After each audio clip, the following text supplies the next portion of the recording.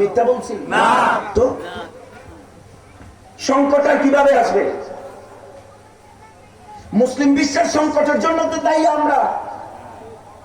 আমরা আমাদের দায়িত্ববোধ ভুলে গিয়েছি। আমাদের শিক্ষার মান, মাদ্রাসা শিক্ষার মান কোথায় কোন তলানিতে গিয়ে ঠেকেছে আপনারা চিন্তা করতে পারেন?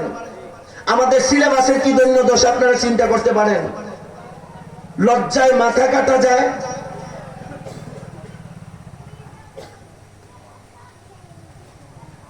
ইল্লা মাশাআল্লাহ, কত বড় বড় হুজুর কোরআন শরীফ পড়তেছে রাহানে জলিবুন।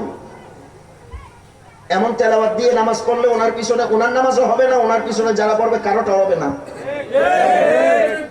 নাতে রাসূল শিখলে সুর দিয়ে পড়তে পারলে হাদিয়া পাওয়া যায়, এটার পিছনে সবাই দৌড়তেছে। নাচ শিখা ফরজ নয়, কোরআন শিক্ষা করা ফরজ। আমার কথা আপনাদের কাছে ভালো লাগলেও ঠিক, ভালো না লাগলেও ঠিক। আগামীবার আমাকে বললে ঠিক, না বললে আরো ডাবল ঠিক। কারণ আমি যে পরিশ্রম করি 600 কিলোমিটার আপ ডাউন, আমার বেশি কষ্ট হয়, দরকার নাই।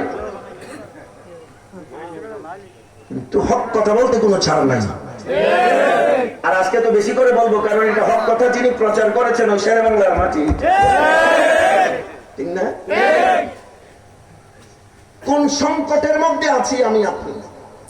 আপনি মিডিয়াতে প্রচার করছেন, এই প্রচার কি সঠিক প্রচার হচ্ছে না অপপ্রচার হচ্ছে? প্রচার দুই প্রকার। কয় প্রকার?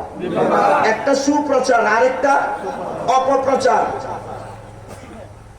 একটা আমি বলেছিলাম আপু, আমরা বর্তমানে তিনটা মহা সংকট আমাদের প্রতি পদে পদে আমাদেরকে ধাক্কা দিচ্ছে। কয়টা? জোরে, আরো জোরে। সাহিত্যে ডর করে মতো হু তিন নান। 1 নম্বর অপবাদ, 1 নম্বর 2 নম্বর অপব্যাখ্যা, 3 নম্বর অপপ্রচার।